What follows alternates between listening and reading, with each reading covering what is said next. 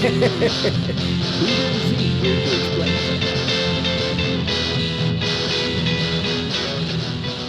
Well, memory travel.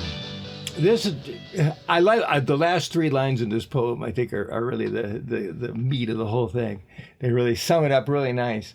But there is some other information dabbled within here of great value, which you probably are going to be completely unaware if I don't point it out. But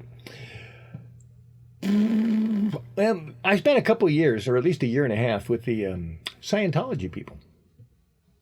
And when I was with them, they tried real hard to, obviously sign me up and get me involved. But then they kind of realized, the same as the Freemasons did, that, a homeless poor guy wasn't really of much use to them. So they said in several ways, like, nobody's going to ever take you seriously, and all this type of stuff. Anyway, but the point being is, they actually helped me out. It was during that year and a half, I really learned a lot. And so whether I agree with the overall religion or anything, not worth discussing, because basically all I can say is that I went to a bunch of their classes and I learned a whole bunch of valuable stuff. So I'm willing to leave it at that. And so they were good to me, and they've always been nice to me. They bugged me a little bit about joining, but I don't have any money, so I'm not like a cannibal fish. I'm a minnow. Throw me back. All right, here we go. Oh, let's see. I should probably try to read out of my book here so it look better. But the reason I'm mentioning that, the reason the Scientology popped into my brain, is they taught me something which I've realized is totally true ever since. And that's that we remember bad memories easier and better than we remember good memories. And that's an important thing to remember. And I actually realized that fact decades earlier when I was walking my kids to school.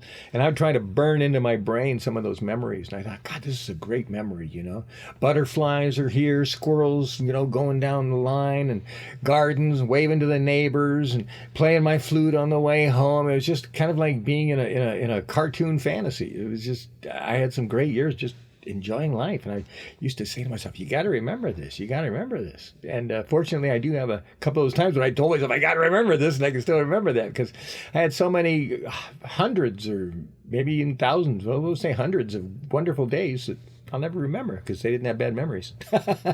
So anyway, I'm just kind of mentioning that because that was something I learned from the Scientology people. I think they call them engrams, and that's how they use that for time traveling through their basic reincarnations. So if you could for a second believe that there is such a thing as reincarnation, and you could somehow connect to your past selves or something, and this the whole thing is just like me. I'm not selling anything. I'm just trying to say, catch up here, because whether you agree with it or not, Ron Hubbard, the guy who founded Scientology, was a science fiction writer, and he wrote some really great stuff.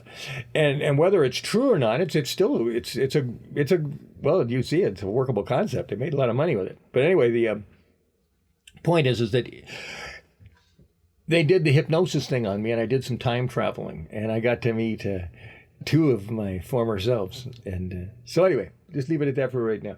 Here we go. Memory travel. Bad memories last longer. What was painful is remembered stronger. Good memories are always worth a peek, but compared to bad memories, the good ones are weak.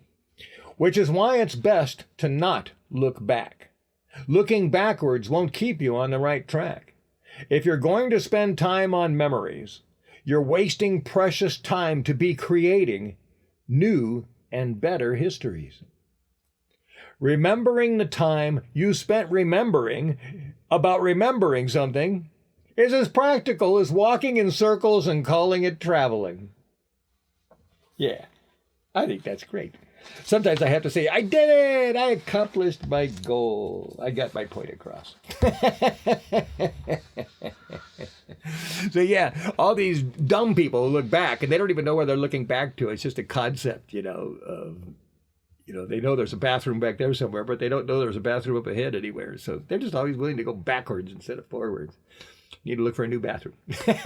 All right. All right. We need an insurrection on a bathroom. Here we go. All right. Buddha Z is out of here.